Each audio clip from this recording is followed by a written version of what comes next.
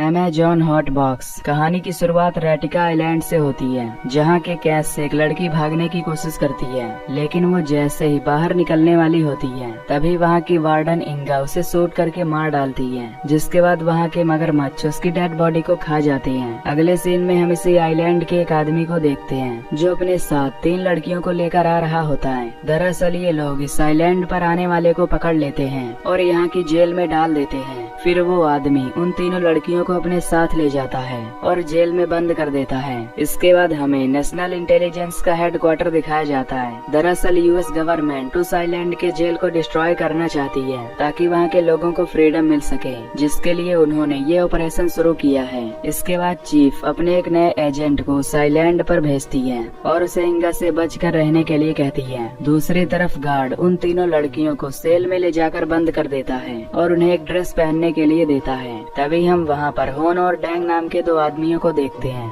जो कि वहाँ पर ड्रग्स लेने आए थे, लेकिन अब ये यहाँ पर फंस गए होते हैं। तभी यहाँ पर इंगा अपने असिस्टेंट गोर्डो के साथ आती है और उससे फ्रैंको के बारे में पूछता है, जिस पर इंगा कहती है कि वो मर गया है। अब ये सुनकर होन यहाँ से जाना चाहता था, लेकिन इंगा उसे नहीं जाने देती और एक लेटर निकालती है जिसे इस जेल के मालिक ब्राइटन ने लिखा था। वो कहती है कि गवर्नमेंट ने यहाँ पर जासूसी शुरू कर दी है, इसलिए यहाँ से कोई नहीं जा सकता। इस दौरान वो हॉन को यहाँ के प्रेसिडेंट का पद देना चाहती है, जिससे उस पर लगे ड्रग का लॉस चार्ज भी उससे हटा दिया जाएगा, लेकिन हॉन ये करने को तैयार नहीं होता, जिस पर इंगा उसे जान से मारने की धमकी देती है। तभी वहाँ पर डॉक्टर ग्रिली भी आ जाता है जो उस काम में इंगा का साथ देने वाला था। अब हॉन परेशान हो जाता है और पूछता है कि उसे क्या करना है, जिस पर इंगा कहती है कि बस तुम्हें यहीं बैठे रहना है। इसके बाद वो दोनों यहाँ से चले जाते हैं। अब यहाँ पर जो 3 नई लड़कियां आई होती हैं, उनमें से पेनी नाम की लड़की बहुत ज्यादा परेशान होती है। तभी वहाँ पर चार्ली और निकी नाम की 2 लड़कियां आकर उन्हें बुली करने लगती हैं। वहाँ पर हम एक वॉल नाम की लड़की को भी देखते हैं जो इंगा से मिली हुई होती है। फिर वो पेनी के साथ बदतमीजी करती है। अब अगले सीन में हम उसी एजेंट को देखते हैं जो एक सबमरीन की मदद से इस आइलैंड पर पहुँच जाती है। वो यहाँ आते ही एक गार्ड को मार डालती है। इसके बाद वो यहाँ के एक बार में जाती है और पूछती है कि उन्होंने यहाँ पर किसी अमेरिकन लड़की को देखा है, लेकिन तभी वहाँ मौजूद 3 लड़के उसे देखकर उस पर गंदे कमेंट करने लगते हैं, जिसके बाद वो लड़के उस पर हमला कर देते हैं, जिससे एजेंट उनके साथ फाइट करने लगती है और उनकी अच्छे से धुलाई कर देती है। तभी एक लड़का बड़े से चाकू से अटैक करने आता है, पर एजेंट उसी के चाकू से उसका गला काट देती है और फिर उस दूसरे लड़के का दिल बाहर निकाल देती है, जिससे उसकी वहीं पर मौत हो जाती है। तभी उसके पास चीफ का कॉल आ जाता है। अब अगले सीन में हम यहाँ पर लाई गई तीनों लड़कियों को देखते हैं जो यहाँ की कंडीशन देखकर बहुत ज्यादा परेशान हो गई होती हैं। तभी वहाँ पर एक गार्ड आता है जिससे ये उसे अपने जाल में फंसाने की कोशिश करती हैं, लेकिन उसने अपना प्राइवेट पार्ट काट दिया होता है, इसलिए वो इनकी बातों में नहीं फंसता। इधर हॉन जब बाथरूम में जाता है तो वो फ्रैंको को देखता है जो वहीं जेल के अंदर बंद होता है, लेकिन अब वो एक मॉन्स्टर की तरह बन चुका था।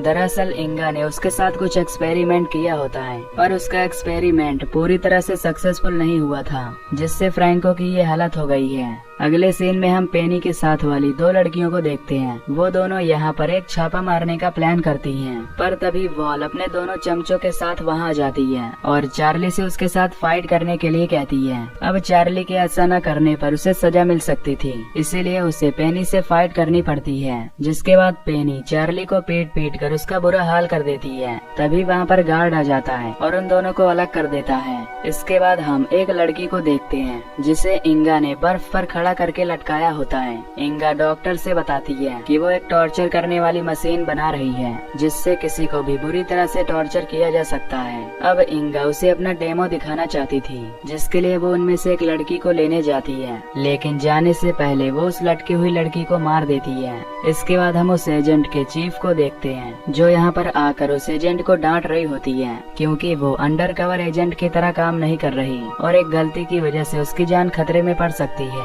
वो एजेंट को आखिरी चांस देती है और उसे जेल के मालिक ब्राइंट को खोजकर मारने के लिए कहती है। इसके बाद हम हॉन को देखते हैं जो जेल से निकलने के लिए वहाँ से छिपकर भाग रहा है। उस समय वहाँ पर कोई नहीं था, जिससे वो आसानी से वहाँ से बाहर आ जाता है और हेलीकॉप्टर में बैठने में भी कामयाब हो जाता है। लेकिन तभी वहाँ डैंग आ जाता है और उसे पकड़ लेता है। इधर इंगा अपने एक्सपेरिमेंट के लिए एक लड़की को सेलेक्ट कर रही होती है। तभी पेनी की एक साथी उससे बहस करने लगती है, जिससे इंगा उसे एक्सपेरिमेंट के लिए सेलेक्ट कर देती है। अब यहाँ ग्रेली भी अपने एक्सपेरिमेंट के लिए कुछ लड़की चाहता था, इसीलिए वो इंगा से कुछ लड़कियों की डिमांड करता है। फिर इंगा वॉल से उसका विक्टिम बताने के लिए कहती है, जिस पर वॉल अपने अलावा सभी को वहाँ भेजने के लिए कहती है। ये देख उसकी दोनों साथियों को पता चल जाता है कि वॉल एक सेल्फिश लड़की है। अब ग्रेली को भी अपने डेमो के लिए सब्जेक्ट मिल जाते हैं, जिससे ग्रेली बहुत खुश होता है। इधर हॉर्न डैंग से कहता है कि मैंने तुम पर भरोसा किया था, फिर तुमने मुझे यहाँ से जाने क्यों नहीं दिया। इस पर डैंग कहता है कि अगर मैंने तुम्हें यहाँ से जाने दिया तो ये लोग मुझे मार डालेंगे। वहीं इंगा उस लड़की से इन्फॉर्मेशन निकालने के लिए उसे टॉर्चर मशीन पर सेट कर देती है, क्योंकि इंगा को लगता है कि ये लड़की भी वहीं की एजेंट है, इसीलिए वो उससे सारी इन्फॉर्मेशन देने को कहती है।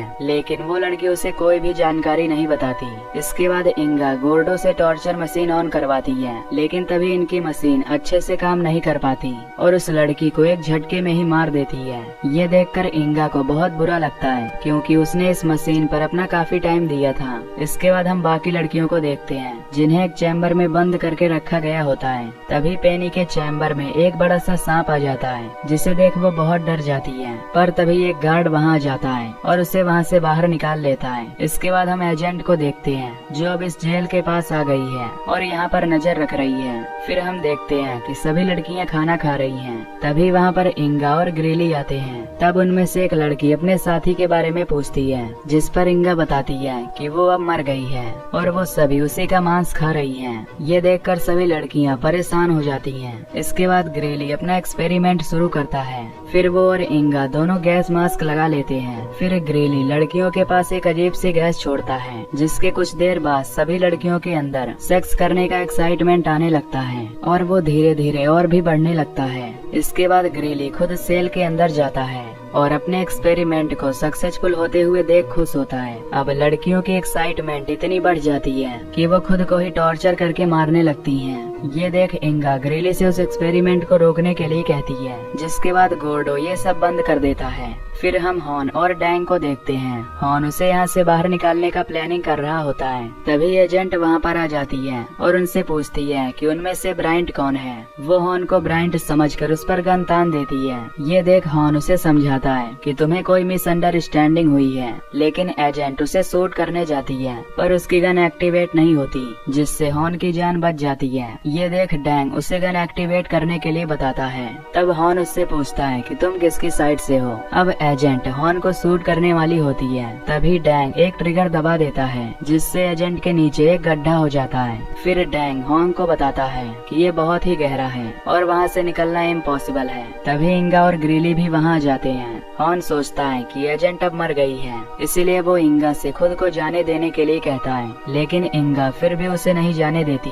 अब यहाँ ग्रेली अपने एक्सपेरिमेंट से काफी खुश होता है और वो खुद को ही यहाँ का प्रेसिडेंट समझने लगता है, जिससे अब इंगा को गुस्सा आ जाता है और वो ग्रेली को भी उसी गड्ढे में गिरा देती है, जिससे ग्रेली भी उसी में फंस जाता है। इसके बाद एक गार्ड लड़कियों के सेल में जाता है, पर तभी पीछे से कुछ लड़कियां उसे मार देती हैं। इसके बाद पेनी और उसकी साथी जेड गन लेकर बाहर आती है और सभी गार्ड को मारते हुए वहाँ से आगे बढ़ने लगती है। और यहाँ जेड पेनी की हेल्प करती है, जिसके लिए वो उसे थैंक यू बोलती है। इसी बीच जेड फ्रैंको के सेल के पास चली जाती है, जिसके बाद वो जेड को पकड़कर उसके स्पाइन बाहर निकाल देता है। ये देख पेनी उस पर फायर करती है, जिससे यहाँ का सिक्योरिटी अलार्म बजने लगता है। जिसके बाद डैंग चेक करने बाहर जाता है। तभी वॉल हॉर्न के पास आती है और उससे बातें करने लगती है, जहाँ हमें पता चलता है कि वो भी बिना किसी वजह के यहाँ पर बंद है। अब यहाँ हॉर्न उसकी तरफ अट्रैक्ट होने लगता है, जिसके बाद मेकआउट करने के लिए दोनों रूफ पर जाते हैं। इधर इंगा को पता चलता है कि वहाँ से एक लड़की और गोर्डो गायब हो गए हैं। इंगा को इस बात से बहुत दुख होता है कि कोई भी उसका साथ नहीं दे रहा। इसके बाद वो उस गार्ड से फ्रैंको को मार डालने के लिए कहती है, जिसके बाद वो पेनी को मारने के लिए बाहर जाती है,